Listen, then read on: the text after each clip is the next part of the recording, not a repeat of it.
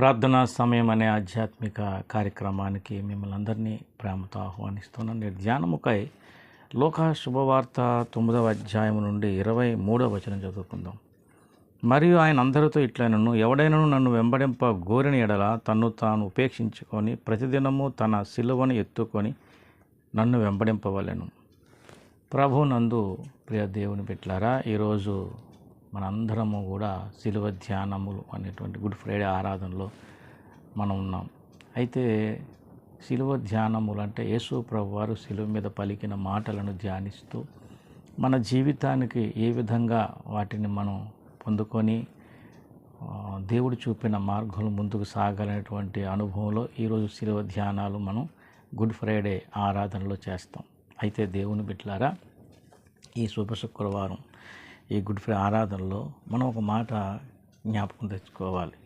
మన కొరకు యేసయ్య చేసిన త్యాగాన్ని, యజ్ఞాన్ని, అంటే ఆ సిలువలో ఆయన పొందిన మరణం, ఆ సిలువ మీద ఆయన పలికిన మాటలు మనం ధ్యానిస్తున్నాం. కానీ యేసు ప్రభు వారు మన గురించి కూడా ఒక మాట తెలియజేశారు. మన సిలువ చూడండి, ప్రతిదినము తన సిలువను ఎత్తుకొని, అంటే మన సిలువ ఏంటి?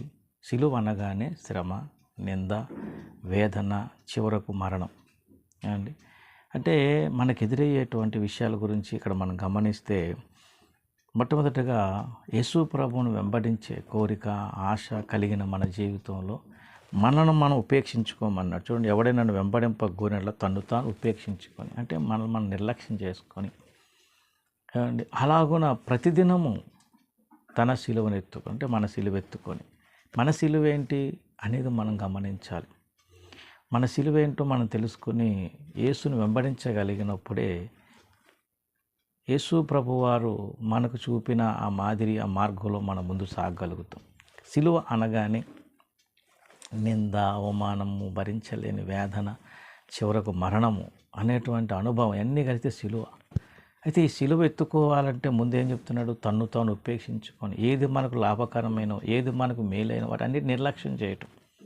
కొంతమంది సేవకులు ధనాన్ని నిర్లక్ష్యం చేశారు, వారి పేరు ప్రఖ్యాతి నిర్లక్ష్యం చేశారు, ఏమండి వాళ్ళకు వచ్చే అక్కర్లన్నీ నిర్లక్ష్యం చేశారు, చివరికి ఆరోగ్యాన్ని నిర్లక్ష్యం చేసి దేవుని కొరకు అన్నిటిని ఉపేక్షించుకొని దేవుని సేవ చేసినటువంటి దైవజనులు ఎంతోమంది ఉన్నారు.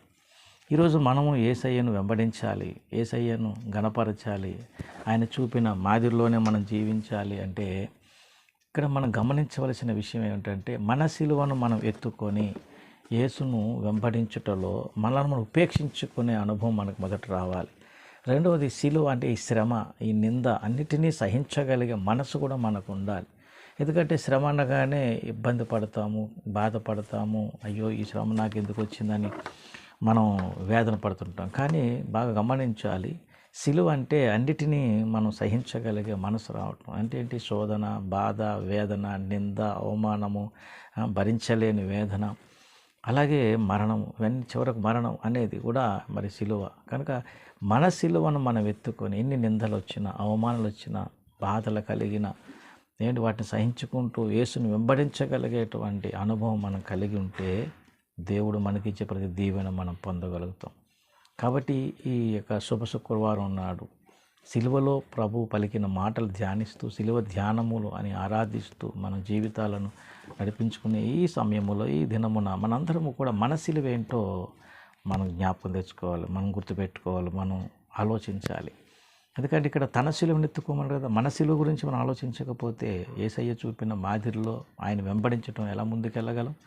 కనుక ఈ చిన్న సందేశాన్ని ఆలోచిద్దాం. మన సిలువ ఏంటి? యేసుని వెంబడించాలంటే నేను ఎలా ఉండాలి?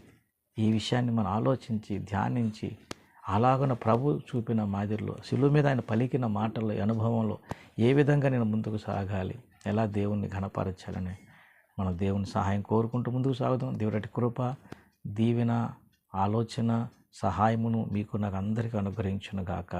ఆమేన్. ప్రార్థన. పరిశుద్ధుడైన మా తండ్రి, ఈ దినమున ఈ సందేశం మా అందరిలోనూ ఫలించేటట్టుగా సహాయం చేసి నడిపించమని, మహిమ మీరే పొందమని యేసు పరిశుద్ధ నామముని ప్రార్థన వేడుకుంటున్నాను తండ్రి. ఆమేన్. అందరికీ వందనములు. దేవుడు మిమ్మల్ని దీవించి ఆశీర్వదించును గాక. ఆమేన్.